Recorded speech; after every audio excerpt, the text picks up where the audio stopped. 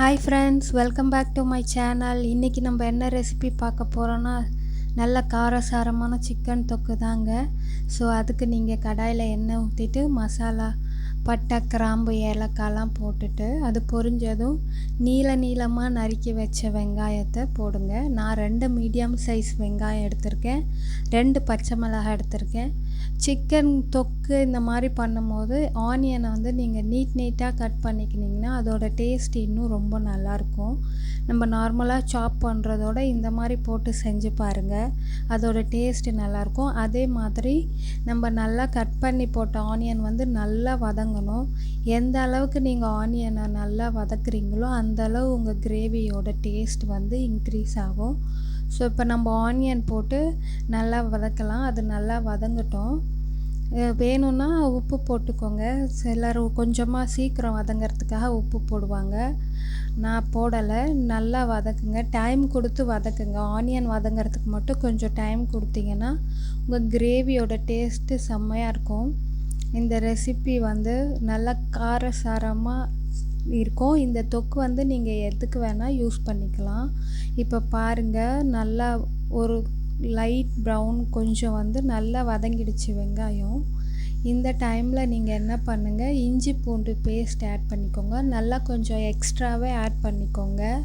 அப்போ தான் உங்களுக்கு அந்த சிக்கனோட ஃப்ளேவர், அந்த கிரேவியோட டேஸ்டெல்லாம் வந்து நல்லா அப்படியே சாப்பிடும் போதே நமக்கு டெம்ப்டிங்காக இருக்கும். அந்த மாதிரி நல்லா வந்து நிறைய இஞ்சி பூண்டு ஆட் பண்ணிக்கோங்க. உங்களுக்கு சிலருக்கு அதோட டேஸ்ட் ஹெவியாக பிடிக்காதுன்னா கம்மியாகவே ஆட் பண்ணிக்கோங்க. இப்போ இஞ்சி பூண்டு போட்டதும் அதோட பச்சை வாசனை போகிற அளவுக்கு கொஞ்சம் நல்லா வதக்கிக்கோங்க. நல்லா வதங்கினதுக்கப்புறம் டைம் கொடுங்க.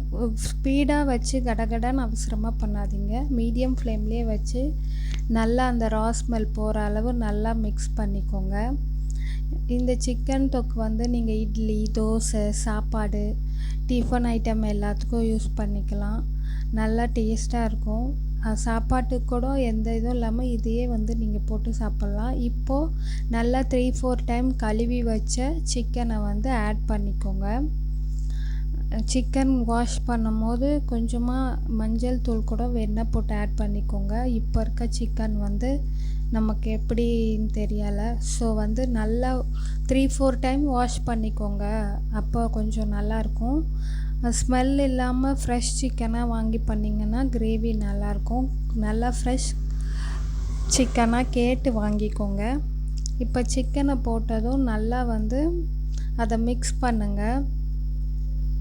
மிக்ஸ் பண்ணி விட்டுட்டு கொஞ்ச நேரம் நல்லா அப்படியே பரட்டி விடுங்க. அது அந்த வெங்காயம் இஞ்சி பூண்டோட நல்லா பைண்ட் ஆகட்டும். அது நல்லா கொஞ்சம் நேரம் நல்லா மிக்ஸ் பண்ணி விட்ட அப்புறம் நல்லா கொஞ்சம் அதோட கலந்துரும். அந்த டைமில் நீங்கள் என்ன பண்ணணுன்னா, இப்போ வந்து நல்லா மிக்ஸ் ஆகிடுச்சு. ஒரு ஸ்பூன் மஞ்சள் தூள் போட்டுக்கோங்க. மஞ்சள் தூள் வேணுன்னா எக்ஸ்ட்ரா ஆட் பண்ணிக்கலாம், கொஞ்சம் எக்ஸ்ட்ரா போடுறவங்க. இப்போ நான் மிளகாத்தூள் வந்து ஒரு 5 ஸ்பூன் ஆட் பண்ணுறேன். உங்களுக்கு காரம் அதிகமாக வேணும்னா, அதுக்கு காரம் உங்களுக்கு கம்மியாகவோ இல்லை அதிகமாகவோ வேணும்னா அதுக்கு ஏற்றாப்புல நீங்கள் வந்து காரம் ஆட் பண்ணிக்கோங்க. நான் இப்போ வந்து 5 ஸ்பூன் கொஞ்சம் எக்ஸ்ட்ரா மிளகாத்தூள் போட்டு நல்லா மிக்ஸ் பண்ணிக்கோங்க. இது வந்து நல்லா அது எல்லாமே ஒன்று சேர்ந்து நல்லா மிக்ஸ் பண்ணிக்கோங்க. நல்லா மிக்ஸ் ஆகட்டும். இந்த சிக்கனு, மஞ்சள் தூள், மிளகாத்தூள் எல்லாமே ஒன்றா சேர்ந்து நல்லா பெரட்டி எடுத்துருங்க. இப்போ என்ன பண்ணுங்கள், அது நல்லா மிக்ஸ் பண்ணி விட்டுட்டு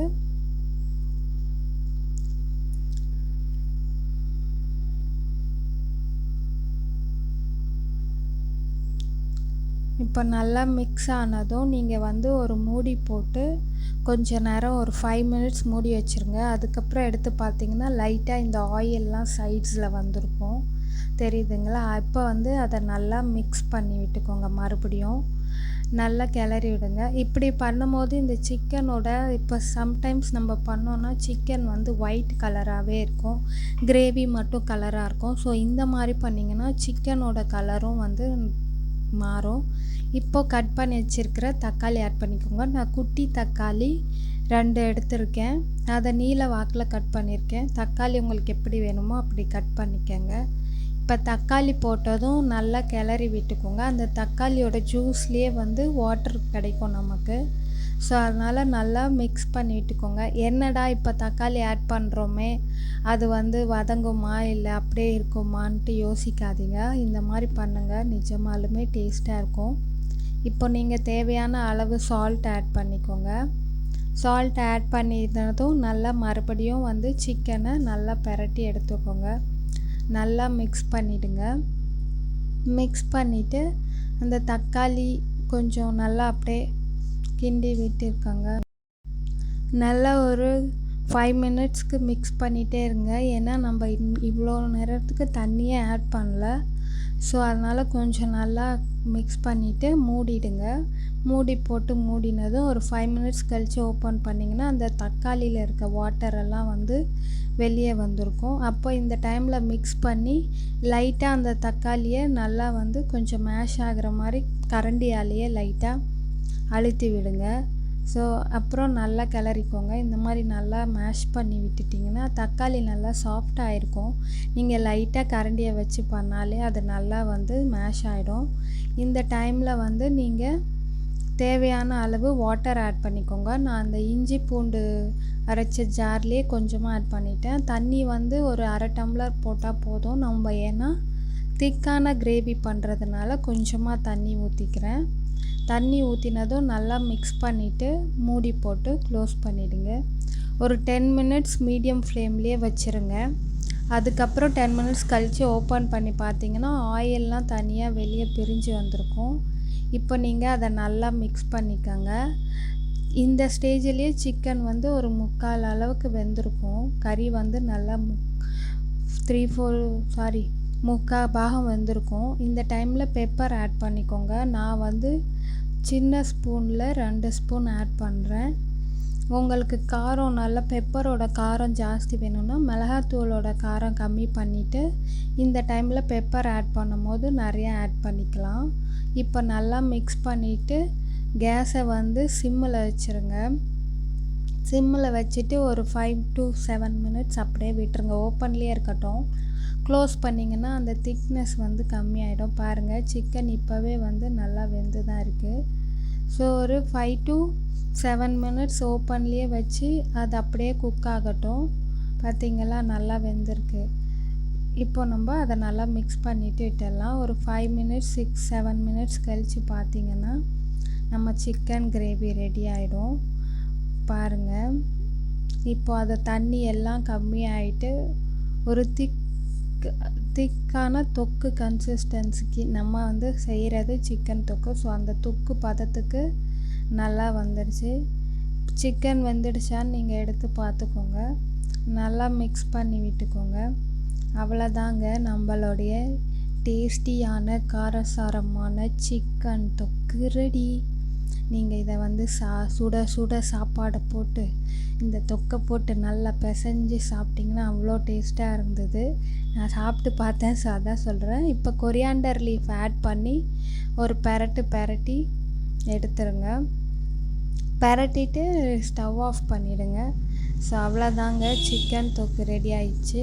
இது நீங்கள் இட்லியோடு சாப்பிட்லாம், தோசையோடு சாப்பிட்லாம், உங்களுக்கு ஆப்பம் எந்த டிஃபன் ஐட்டமோடையும் சாப்பிடலாம். தொக்கு சப்பாத்தி கூட சாப்பிட்லாம், நல்லாயிருக்கும். நல்ல டேஸ்டியான காரமான சிக்கன் தொக்கு ரெடி. வீடியோ பிடிச்சிருந்தா லைக் பண்ணுங்கள், ஷேர் பண்ணுங்கள். ட்ரை பண்ணி பார்த்துட்டு எப்படி ரெசிபி இருக்குன்னு கமெண்ட் பண்ணுங்கள். மறக்காமல் நம்ம சேனலை சப்ஸ்கிரைப் பண்ணிவிடுங்க. Thank you friends. Thank you all for வாட்சிங் my video. Thank you. Bye bye.